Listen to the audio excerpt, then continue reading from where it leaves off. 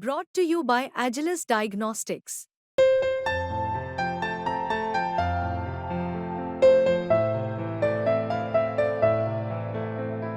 Agilus Diagnostics. आबकारी नीति मामले में दिल्ली के मुख्यमंत्री अरविंद केजरीवाल की नियमित जमानत की याचिका पर अब दिल्ली हाई कोर्ट 17 जुलाई को सुनवाई करेगा। आज शुक्रवार को इस मामले में सुनवाई हुई तो अरविंद केजरीवाल के वकीलों ने दलील दी कि उन्हें एक तो बिना नियमों को ताक पर रखकर गिरफ्तार किया गया है, साथ ही उनके तमाम सह आरोपी उनको जमानत मिल चुकी है, लिहाजा वो भी नियमित जमानत के हकदार हैं। उन्होंने और भी कई पॉइंट गिनाए, लेकिन अदालत ने अरविंद केजरीवाल के वकीलों से सीधा सीधा कहा कि वो निचली अदालत को इग्नोर करते हुए सीधे हाई कोर्ट क्यों आए हैं। अगर वो निचली अदालत जाते हैं तो उनके पास एक मौका निचली अदालत के सामने अपनी बात रखने का होगा और निचली अदालत का जो भी आदेश या फैसला आएगा वो भी, अगर आपको जरूरत पड़ती है कि हाई कोर्ट ऊंची अदालत में उसको चुनौती देनी है तो हमारे पास एक ओपिनियन रहेगा।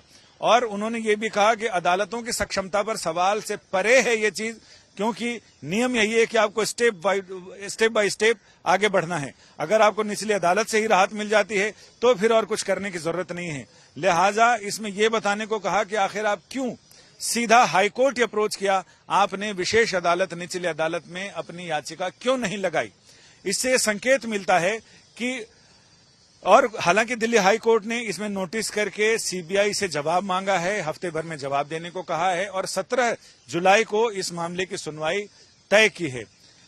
अदालत के हाई कोर्ट के इस टिप्पणी से ये संकेत तो मिलते हैं कि ज्यादा चांस है कि अरविंद केजरीवाल को अपनी जमानत याचिका यहां से वापस लेनी पड़ेगी, या फिर अदालत अपने निर्णय आदेश के हिसाब से कहेगा कि आप निचली अदालत जाइए। यानी कुछ भी हो, लेकिन इस बात की संभावना प्रबल होती जा रही है कि अरविंद केजरीवाल को शायद फिर निचली अदालत ही जाना पड़े और उस निचली विशेष अदालत में ही जाकर अपनी जमानत के लिए गुहार लगानी पड़े। अरविंद केजरीवाल ने अव्वल तो अपनी गिरफ्तारी को चुनौती दी है और साथ ही दूसरी याचिका उन्होंने लगाई जिसमें उन्होंने अपने नियमित जमानत याचिका अर्जी दाखिल की है। और उस पर अब ये देखना दिलचस्प होगा कि 17 जुलाई को जब इस मामले में सुनवाई होगी तो सीबीआई किन दलीलों के साथ आती है और वो अदालत को कितना संतुष्ट कर पाती है। आज की सुनवाई की बात करें, आज की सुनवाई में अदालत की टिप्पणी से ये संकेत मिलते हैं। ज्यादातर उसका अंदाजा यही लगाया जा सकता है कि जैसे खत का मजमून भाप लेते हैं लिफाफा देखकर, तो लिफाफा देखकर सिर्फ एक अंदाजा लगाया जा सकता है कि शायद अरविंद केजरीवाल को दिल्ली हाईकोर्ट से राहत मिलने की संभावनाएं कम है। हालांकि ये तो आदेश आने के बाद ही स्पष्ट होगा कि आज की इस टिप्पणी उनके आदेश में कितना झलकती है या फिर आदेश बिल्कुल अलग आता है। दिलचस्प मामला है, तो इसमें आपके साथ साथ हमारी भी उत्सुकता और जिज्ञासा है।